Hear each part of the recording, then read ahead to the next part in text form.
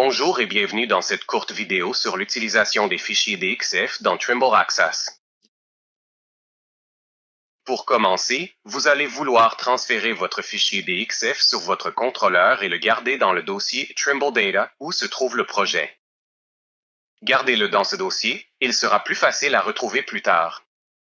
C'est simplement une bonne habitude à prendre. Comme vous pouvez le voir, j'ai mon projet ouvert ici, il n'y a rien sur la carte. Et maintenant, je veux importer mon fichier DXF.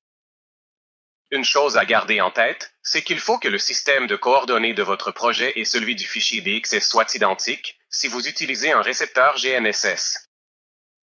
Sinon, si ça ne correspond pas, votre fichier DXF sera mal positionné.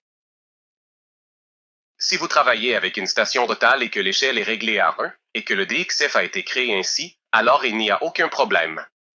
Vous pouvez travailler comme ça sans souci.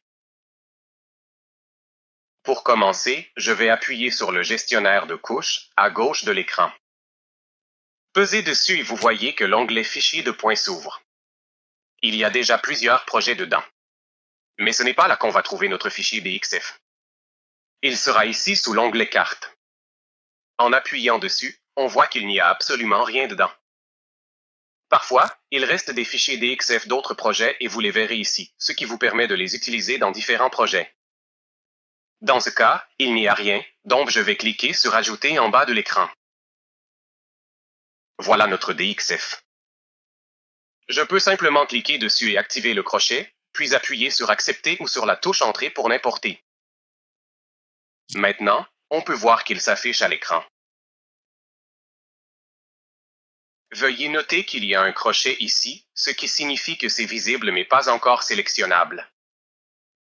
Si j'essaie de sélectionner sur la carte, rien ne fonctionne.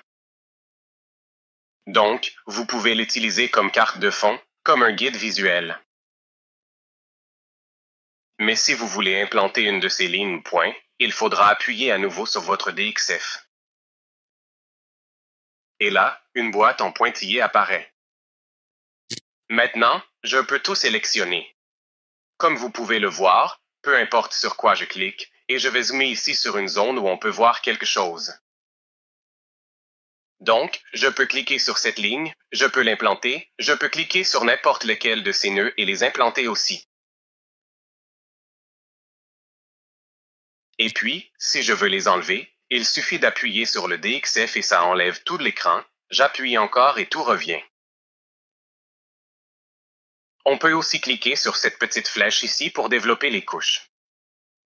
Comme ça, on peut choisir quelle couche on veut voir. Peut-être qu'on veut seulement pouvoir sélectionner et implanter une couche précise, mais garder les autres comme aide visuelle, alors on peut cliquer sur cette couche spécifique. Et maintenant, ces deux couches seraient sélectionnables, tandis que les autres ne le seraient pas.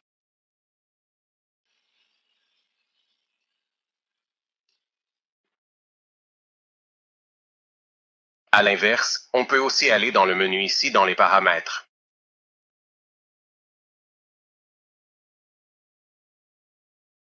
En fait, si on veut enlever les couleurs, on peut activer la carte monochrome si on veut tout mettre en noir et blanc. Ici, dans les contrôles des données cartographiques, il y a quelques options qui s'appliquent directement à nos fichiers DXF. L'une d'elles est « Exploser les polylignes ». Donc, si on active cette option, ça veut dire que toutes les polylignes seront maintenant divisées en segments de lignes qu'on pourra implanter. Une polyligne ne peut pas être correctement implantée par Trimble Access. Il ne sait pas exactement à quoi vous faites référence. Nous pouvons également créer des nœuds ici, ce qui place un petit nœud au bout de chaque ligne et nous permet de délimiter le point. Au lieu de chercher un chaînage et un décalage, pour ainsi dire. Ici, il y a aussi l'altitude nulle, donc tout ce qui est en dessous de cette altitude, moins 9999 comme elle est définie actuellement, sera considéré comme une altitude nulle.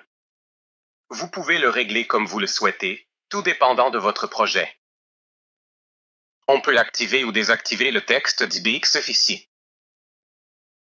C'est pareil pour les noms affichés et les codes affichés, ainsi que pour les altitudes et les valeurs de station affichées.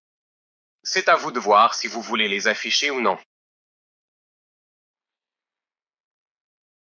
Ensuite, il vous suffit alors tout simplement de cliquer sur le bouton pour accepter, et cela s'affichera automatiquement sur notre carte.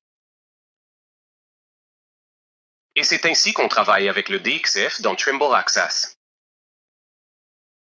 Une chose qui est vraiment très importante, c'est de double-cliquer pour pouvoir sélectionner les points et les lignes.